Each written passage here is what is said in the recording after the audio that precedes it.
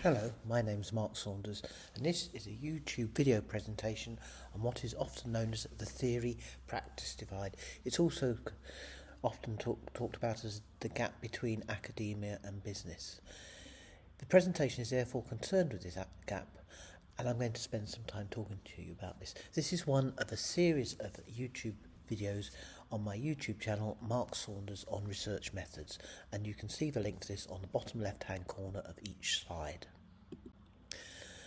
So let's start off with an overview of what we're going to talk about. We're going to start off with some thoughts about theory, or indeed academia, and practice, and within this I'm going to be looking at the work of Kurt Lewin. Then we're going to define theory and practice, and then look at the gap between them and the tensions that occur, the differences in terms of the focus and purpose between academia and business and management practice. We're going to look at how they see methodology and methods and use them differently, what they value in terms of outcomes, their views of other, and then I'm going to look at potential solutions to these issues as I see them. And finally, we're going to be looking at references and further reading. I'd like to stress that within this presentation, a lot of this is very much my own views, and other people have quite different views. So let's start off with thoughts about theory and practice. And here we're looking at the work of Kurt Lewin. And he came up with this amazing statement which says, there is nothing as practical as a good theory. And he argued this also holds in the fields of social management.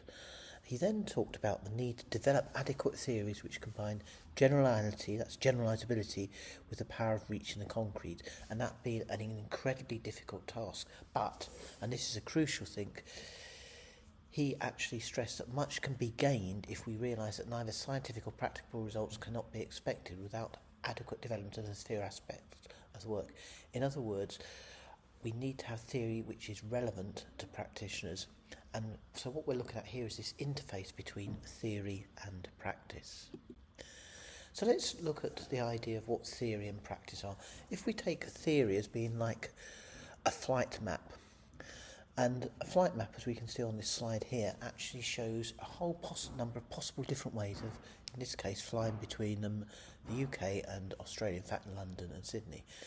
So the theory is a flight map with the possible flights on it. And within this we can say that management theory encompasses a body of knowledge that explains, it predicts, and it controls management practices, and it provides a framework for understanding how organisations function and how managers can effectively lead and direct resources. So, building on this, theory is a systematic body of knowledge, and it's grounded in empirical evidence, and it gives us our principles, our concepts, and our frameworks that explain how things should function in the real world. In other words, as part of this organisational settings, and it may or it may not have been tested. If we move on and look at practice, practice is the actual journey or route we take, and so we see that in the second diagram. So that's the actual route we took between London and Sydney. And management practice refers to the actual decisions, the behaviours and actions that managers undertake in their day-to-day work. It's the tangible application of management theories in the real world and in organisation settings. So in summary, practice is how things actually function in the real world, in organisational settings, the actions, the behaviours and the decisions made. So is there a gap between practice and theory, between practice and academia? And if we look at this diagram here from Tranfield and Starkey, this argues that the gap can be bridged by applying theoretical knowledge to real-world situations, adapting theories to specific contexts and continuously learning from experiences.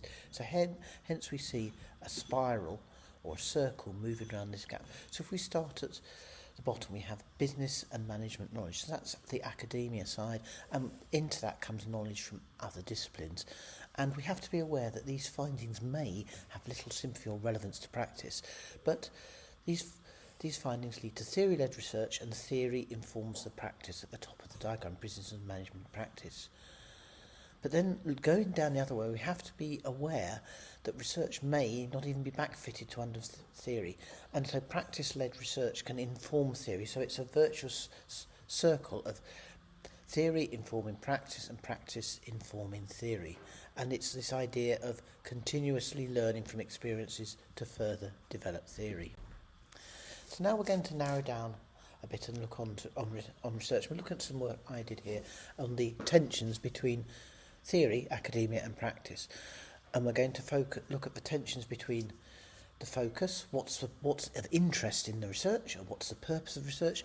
We're going to look at the tensions in relation to aspects of methodology and which aspects of method are considered most important, what research outcomes are most important, and then finally the view of the other. So let's start off with tensions in terms of focus or purpose. And on the left-hand side of this diagram we have academia, on the right-hand side we have practice. And academia is about basic understanding from which to build theory, whereas practice is looking at actionable knowledge to actually enable and support decisions. So this knowledge in academia is about general enlightenment and answering questions why, whereas in practice, instrumental, it's enabling the job to be done and looking at how-to knowledge. So academia is looking for theoretical explanations, while practice is looking for practical solutions, what we term theory in use. In practice, rather than building this idea of a substantive theory which can be applied in a lot of different situations. So in terms of the focus and purpose, in academia we're looking for scientific, credible research, and in practice it's looking for practical, useful guidance. Now I'm going to be arguing that we can do research which covers both of these. I think that's really crucial to believe that this is possible. So we'll look at the tensions next in methodology, and you see there's like a pulling away, like a bit like in a tug of war. In academia we're looking for rigour in use of theory, and we're looking in rigour and use of method, so we're looking at it being done rigorously and well. In practice, if the findings aren't there in time, then they're of no use. And so it has to be timely, but also the findings have to have face validity. People have to look at them and say, that makes sense. There has to be this applicability in the findings as well. In terms of outcomes, academia is looking to develop theories. Practice is looking to develop actionable results, but theories can support actionable results, so these two are not mutually exclusive. And similarly, academia is looking for publication in top or good journals, whereas practice is looking for practice impact. And I believe that our research can do both. So we can do research which is published in top journals, but also we can do research where we talk about it to practitioners and show its applicability, so it has an impact there as well. If we now move on to tensions in terms of views of the other, and this I've actually tried to a little bit a parody, especially start off with. For some academics, fortunately many, the world of practice or the real world, they have a disdain for it. And similarly for some practitioners, what goes on in universities and by research is a waste of time, so they deprecate it, they say it's not very good, it's completely useless, there's no use to it, and they ignore the research and research.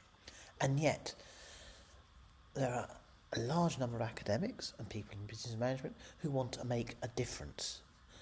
And this view is really important. And there's, from the practice side, there are a number of people who believe that research can be provided which is relevant, which allows for fresh insights, and the research abilities will enable this far better because of the knowledge gained. So we have a variety of views there.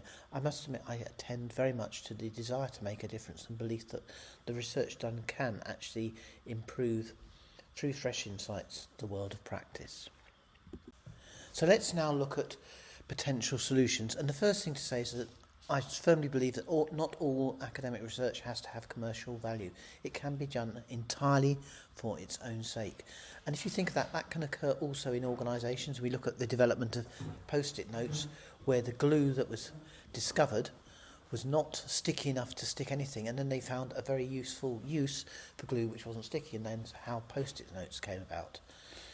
But I also think that business and management, academic research, can address the needs of practitioners, and it can do this by satisfying practitioners' knowledge or need to know how, as well as looking at researchers needing to understand why. I think using theoretically and methodologically rigorous research designs that are timely and have face validity actually is helpful for both. And crucially, we need to do more research which meets both practitioner and researcher outcome requirements by having actionable results which have practice impact as well as developing theory. And the crucial thing is to convince each other of the value of what the work being done. So practice needs to know the value of management research, and management research needs to know the value of practice relevant research. I'd like to finish up with giving you a few references to read. The first from the Harvard Business Review by Davis on what is management research actually good for. It's a really nice overview. My own book chapter in Bill Lee and Kathy Cassell's Challenges and Controversies in Management Research looks at a management researcher as if they're working as a practitioner. So it looks at this interface closely. These ideas are also discussed in chapter 1 of my book, Research Methods of Business Students, which I wrote with Phil and Adrian. We then have the Stark and Madden paper about bridging the relevance gap, again a really useful paper. And then following that is the paper in the British Journal of Management, which actually has that diagram I referred to earlier. And then finally, a more recent paper looking at the relevance of management research and looking at what's happened over time from the Journal of History and Management.